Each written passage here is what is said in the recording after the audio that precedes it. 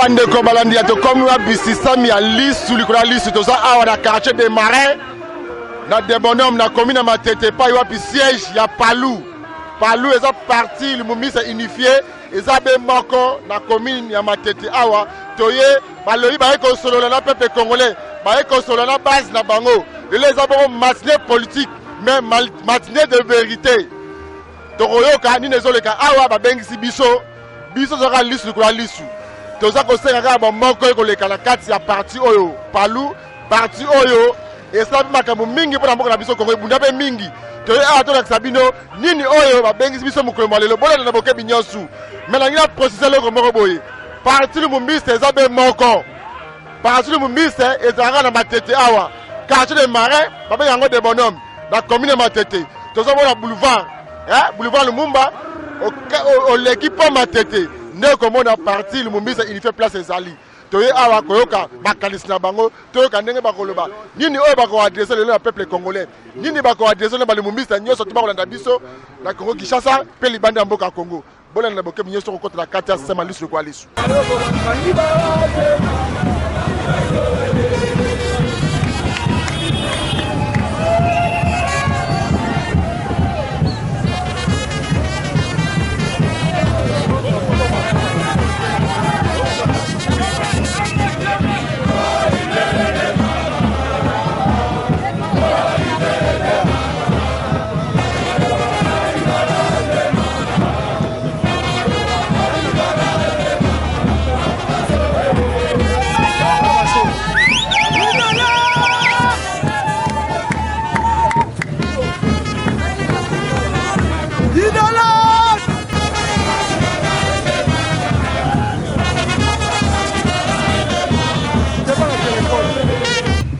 Biso bana mayele bino nyonso na biso bana mayele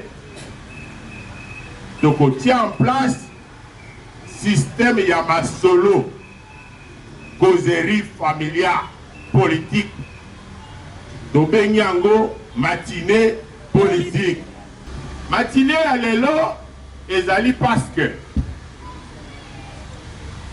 na oya liboso tolobaki toyebisaki bino ndenge makambo ezoleka après liwa ya tata na biso oyo amemaki biso tina niveau moi désordre ebimaki esili nanu te désordre ebimi alors que atikaki biso na parti monene na parti ya makasi na parti organisé bastructure ezali maintenant parti pe organisé mibeko nango ezali mikanda ezali ba texte ezali tolobaki lokola tata akei siko totikali biso na biso ya azalaki na dimension mosusu ya barrage ata topengwi mwa moke boye ya azalaki na makasi ya kozongisa tout droit lokola akei sikoyo tokoma kaka na ekenge tolanda nanu oyo ye atikeli biso tolanda batexte oyo ye atikeli biso tolanda organisation oyo ye atikeli biso ezalaki boye to boye te biso tolobi tokolanda oyo ye atiki tokolanda 5 documents de base tokolanda badécision na ye ndenge atikeli biso tokolanda esprit oyo ya bomoko ye ayebisaki biso bosala ensemble mpo bo avancer bokende liboso tolobi na ndenge wana tokotosa loi ya république na baloi na biso moko yango wana tomibengi légaliste parce que na kote na biso baninga mosusu babendani balobi biso tokochange nyonso tokobouleverse yango nyonso tokomipesa bokonzi tokoremplace ye tata alors que mibeko na biso elobi ye tokoremplace kaka na congrès mosusu alobi te nga na jeu esika oyo ye atikaki na droite permanence kuna longola yango tia kote oyo ya gauche bouleverse makambo tolobi oyo eza kotosa mibeko te kotosa mikanda te boza na nzela ya mabe balobi te biso tokolandaka o wana ekomaki ti epai ya leta batindi na leta oyo ya bango biso pe totini na l'État oyo ya biso. Ya bango l'État aboyi yango. Ya biso l'État andimi yango.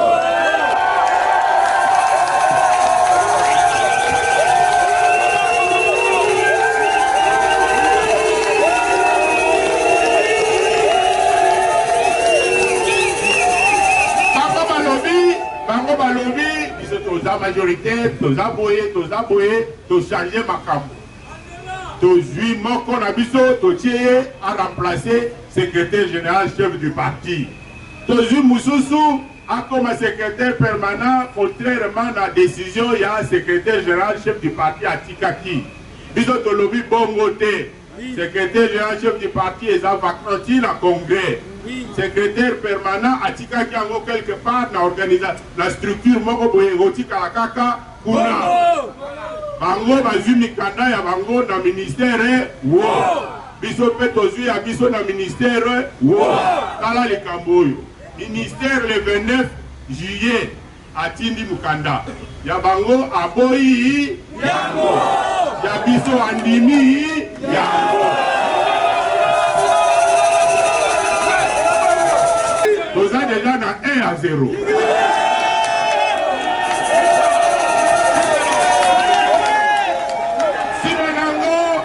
Simanango, bakomi lisusu. Biso tolobi atika ki biso na 105 boulevard Lumumba, quartier des Marais, commune de Matete, ville de Kinshasa. Oui. Awa. Babo balobi te. Tolongwe. Toke pai mususu. Tolobi bongo te. Article 4, il y a règlement, il y a statut dans le lobby. Quand le congrès a changé de position, il y a siège, il y a parti. Article 20, il y a règlement intérieur de lobby. Siège, il y a parti, Ezali, et si secrétariat permanent, Ezali. Secrétariat permanent, Ezali. N'a pas ma tête, n'a pas ma tête. On est ici, Bango, Bakomeli, ministère, il y a qu'à protéger Bisso. Biso, toyebisi ministère, ya biso siège kaka na esika oyo tata atikaki biso. Réponse ye. Ya bango, l'État aboyi yango. Alobi bolanda statut na bino. Bolanda ba statut na bino bozonga kaka esika batikaki bino. Ya biso, l'État andimi mikanda nyonso na batu na ye soki réponse ezali atindaka bango wapi awa. Donc l'État andimi 2-0.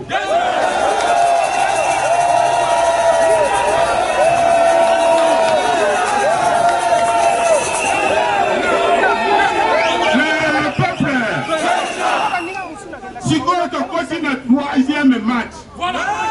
Troisième match, tokomeli bango. Oyo bozo sala kuna eza normal te. Bokomo détourner ba militant. Bozo embrouiller ba militant. Kuna te tata atikaki biso awa. Kobima bongo rizo riske okoma fazer. Tata atikaki biso fazer. Tata atikaki biso na ndako. Tokoko lala libanda. Tokoko polambula. Me kuna bozo luka nini. Tokomi. Ya liboso. Ya mibale. Bazo zwa réponse te, bazo changer te. Kuna kutu toyoki ke, bamusu bakomo kende kuna o, po bafutaka moi quelque chose. Est-ce que parti politique futaka ba militant na ye? Depuis bokota na palo yo bosu boyoka ke bazo futa ba militant. Soki yo bani ko futa ba militant. Et comme une église, au lieu de senga mabonza epai ya ba membre na ye akomo pesa ba membre mbongo église wana ezali satanique ezali normal te ezali juste te tolobi botika biloko wana bazoyoka te siko tokoti na troisième match ekomi na l'État totala semaine oyo ezoya makambo ekosuka soki ndenge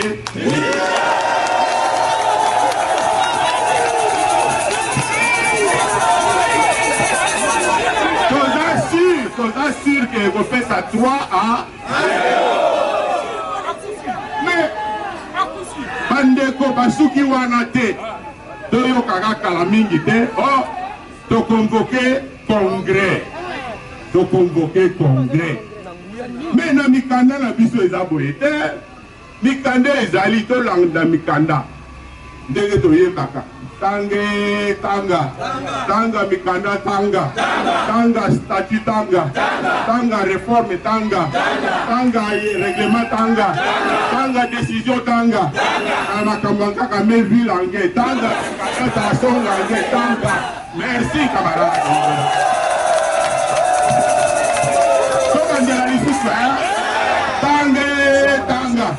Tanga statut tanga, tanga réforme tanga, tanga règlement tanga, tanga décision tanga, kaka me bilange tanga, tanga. Merci. Alors, yango wana pona likambo yango et embrouiller ba militant et embrouiller ba ndeko ya presse. Oh basalisaka biso pona opanza basakuna biso. Yango wana comité exécutif balobaki bengisa baninga, bengisa surtout ba chef et organe de base to solola na likambo wana yango wana na po loba boye to préparer eloko oyo etali congrès situation ndenge nini ko comprendre congrès ya parti lumumbiste unifié. Alors to sala boye document wana oyo to préparé oyo ya biso faire de lance oyo azali sima na biso les plus jeunes mais les plus durs les plus sévères na makambo oyo alobi tokopengwa jamais tozali kaka légaliste les plus jeunes na biso ya ba permanent camarade Célestin Ngoma akotanga ngo na français yeye na ye mpango mutu amesana permanent mpango akolimbula na lingala comme ça tu peux comprendre problème yango ya congrès ezali ndenge nini na nsima nde tokoya clôturer tanga mikanda tange tanga tanga statut tanga tanga réforme tanga tanga règlement tanga tanga décision.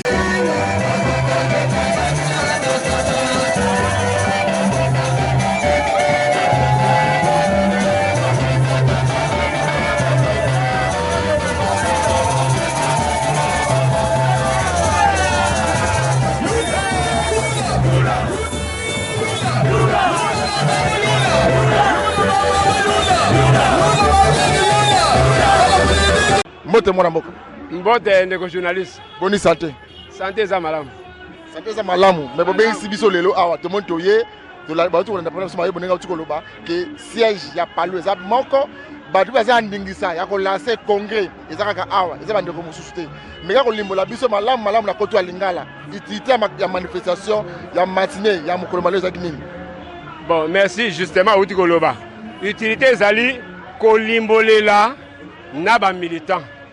Naba na Congo, likambo ya congrès. Oyo batinyo baza ko loba loba bino ba journaliste pe bozo ko loba. Congrès yango pona palu eza nini? Pe congrès yango eza na tina nini? Congrès yango pouvoir yango ezali nini? Pe na kati ya congrès yango nana go sala nini? Voilà tina to bengisi batulelo. OK, désolé ba congrès yango. Donc il va ndeko mususu to saba songi songi to bandeko mususu ba lancer congrès ya palu. Basi na ndingisa te basi na ndingisa te to ndingisa ko lancer za awa na matete bango baza na ndingisa moko te. D'abord tokene na ibandeli tango makambo oyo ebandaki o banungu nungu wana oyebi ke bandeko tango basalaki eloko na bango bakosaki mikanda na ministère ya intérieur pour que ministère ya intérieur azwa acte ya ba procès verbaux o bakosaki biso pe na niveau ya boulevard Lumumba numéro 105 esika gisenga atikaki biso tokoti pe mikanda ministère ya intérieur atangi mikanda ayambi bango ayambi biso ayoki biso na suka abimisi mikanda alobi no bino bato bokosaki mikanda pona ba procès verbaux na prise d'acte ya ba procès verbaux na bino wana eza contraire na ba statut na mikanda ya parti. Mais mikanda oyo euti na de bonhomme yango wana nde eza conforme na statut mikanda ya parti na mibeko ya mboka. Ministère azwi acte ya désignation ya Mayobo comme secrétaire permanent AI, c'est-à-dire Sima Lugi, Lugi a Koufi numéro 2, il y a parti qui Antoine Lugi, maintenant, na architecture, il y a secrétariat permanent, après Lugi, Ezali, Mayo Bondé, premier secrétaire permanent adjoint, Yangoya Zawana, donc ministère, Azwaki acte à l'Ikambouana. Alors, à partir d'un moment où on a, comme le gouvernement, à travers le ministère intérieur, a eu acte que le parti se trouve au point de c'est que les bazar limité, bazar non conforme à la statut. Normalement, tout ce que Bagosa a Sima Ezali, faux. Ezali faux, Ezali la légalité, mon corps, et puis, n'a pas comme sous. Ndenge, on va saluer le congrès. Congrès, un congrès extraordinaire. Ndeko journaliste. Au côté de Mikana, na biso ne bandeti na suka. Jamais au commun ici, organe babengi congrès extraordinaire.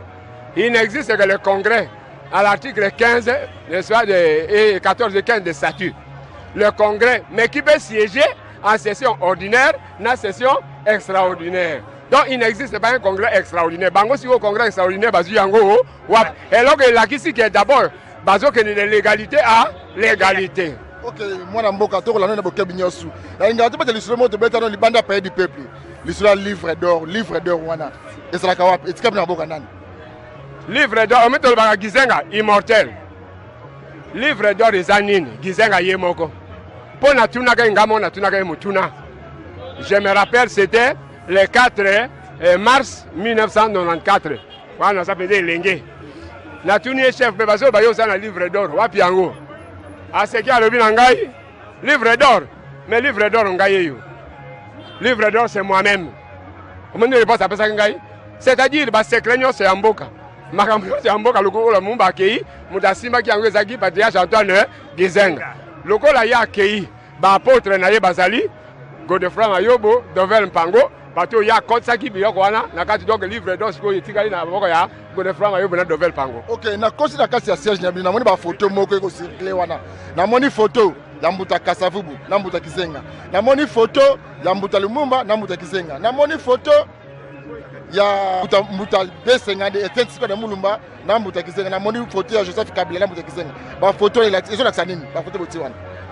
Photo wana nyonso ezo la sake Congo eza na histoire na yango. Histoire eza na bato, o basali histoire munam da jouaki rôle na ye.